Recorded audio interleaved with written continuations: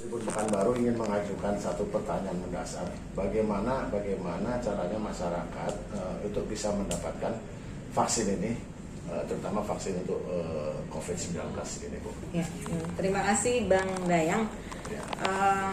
Kita mungkin sama-sama mengetahui bahwa dari bulan Januari itu pelaksanaan vaksinasi sudah dilaksanakan di Indonesia, termasuk di Provinsi Riau.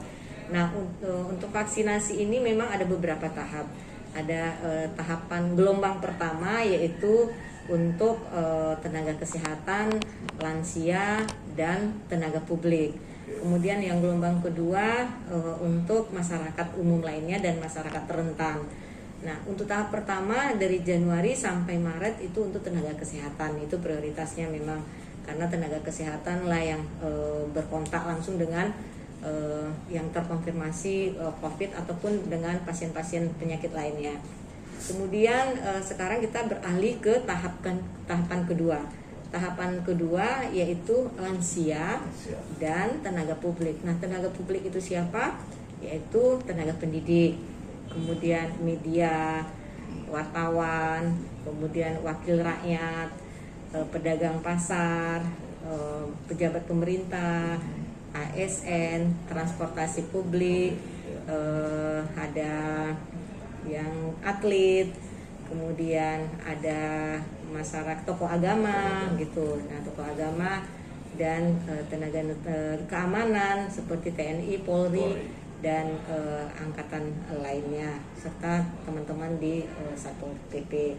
Nah, itu jadi kita vaksin ini kan bukan datang sekaligus. Karena tidak datang sekaligus, tentu harus dibuat tahapan-tahapannya. Karena memang semua harus divaksin. Nah, kalau kita melihat dari jumlah penduduk di Provinsi Riau 7 juta, 7 juta itu harus tervaksin tuh 70%. 70% dengan maksud untuk membentuk herd immunity, imunitas sekelompok, sehingga itu harus divaksin sebanyak 4,9 juta. 4,9 juta. Ya, dari 7 juta. Ya, dari Riau. Nah, tentunya ini sudah tahapan-tahapan itu sudah sudah dibagi, sudah dijadwalkan oleh pemerintah. Sekarang kita masuk ke tenaga publik dan lansia. Lansia itu sudah berjalan. Lansia berarti untuk arahan pusat, lansia sekarang ini terfokus ke ibu kota provinsi, yaitu di Pekanbaru. Dan kita menerima arahan terbaru dapat dilakukan di seluruh kabupaten kota. Nah, vaksin kita mendapatkan untuk tenaga kesehatan sih kita sudah selesai lah ya. Meskipun yang belum untuk tahap 1 dan 2, Bu, sudah selesai ya, semua. Sudah tenaga sudah, kesehatan. Ya. Masih ada yang tahap 2 juga, yang vaksin kedua maksudnya. Ya. Nah, vaksin kedua itu sedang berjalan. Sedang berjalan sampai selesai semuanya. Dan itu mungkin dan itu juga ada tenaga kesehatan yang pada saat kemarin itu tertunda karena ya mungkin karena ada sesuatu hal kondisinya belum memungkinkan, maka itu dapat dilakukan bersamaan dengan vaksinasi lansia dan tenaga publik. Nah, prioritas juga karena kan mereka tenaga kesehatan harus diselesaikan.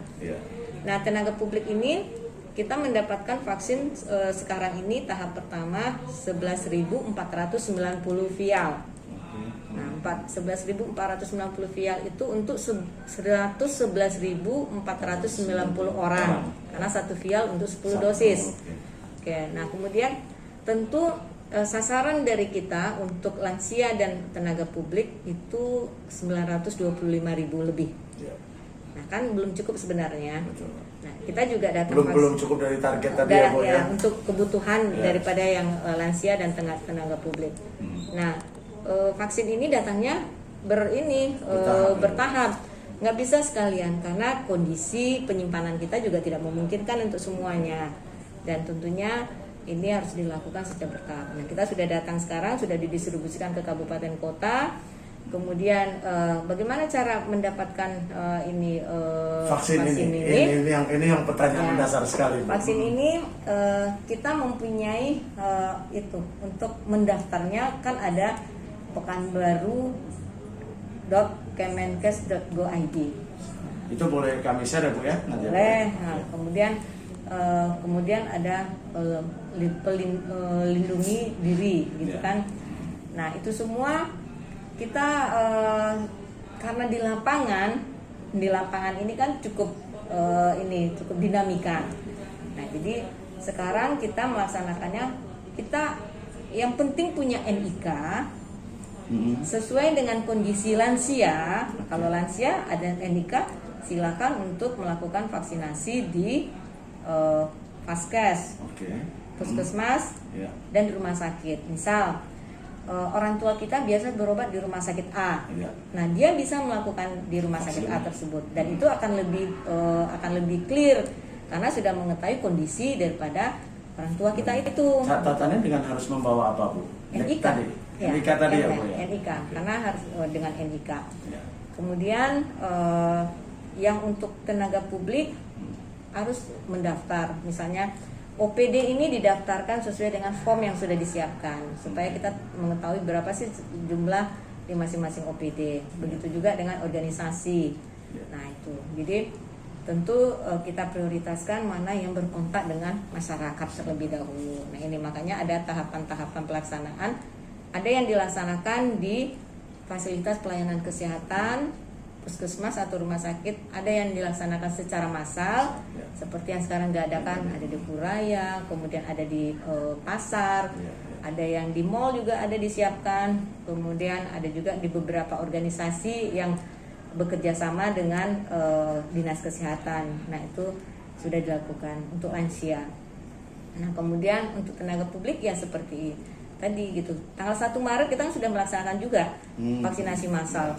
Lebih kurang 1.416 orang tenaga publik yang sudah dilakukan. Dan ini semua tentu kita berhak berkelanjutan. Nanti kita mana lagi yang belum kita Lalu bagaimana ketika masyarakat yang belum nanti bisa mendaftar? Apakah cukup mendaftar saja atau nanti kelanjutannya bagaimana, Bu? Kalau masyarakat dia terkait dengan sasaran tadi yang publik itu, nah dia bisa, masyarakat kan dia sebagai PNS, dia mendaftar di institusinya.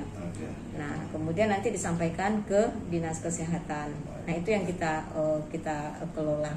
Kemudian ada pedagang pasar. Pedagang pasar tentu harus tahu dulu berapa orang sih pedagang pasar di daerah itu, nanti dilakukan oleh teman-teman Dinas Kesehatan Kota Pekanbaru. Nah, wakil rakyat baik itu provinsi maupun itu di kabupaten kota harus ada institusinya, didata dulu oleh institusinya, disampaikan kepada kemudian kita. Secara resmi disampaikan bisa dilakukan di Vaskes yang kita tunjuk atau kita yang melakukan di institusi masing-masing dengan menyiapkan vaksinator dari rumah sakit atau puskesmas. Nah, seperti itu. Jadi mungkin kalau tenaga pendidikan juga punya, ada PGRI gitu kan, ada naungannya masing-masing. Ya, betul. Media wartawan kan punya PWI, punya AJI, punya PJTI. Nah, itu di data gitu. Nanti disampaikan ke kita. Nah, tentunya saat ini mungkin tidak bisa semuanya terlebih dahulu. Kita bagi, sekarang ini kita mempunyai kuota 100 orang, ayo namanya mana dulu yang 100 orang gitu. Jadi seperti itu. Jadi akhirnya itu akan semuanya akan sampai ke masyarakat 70%.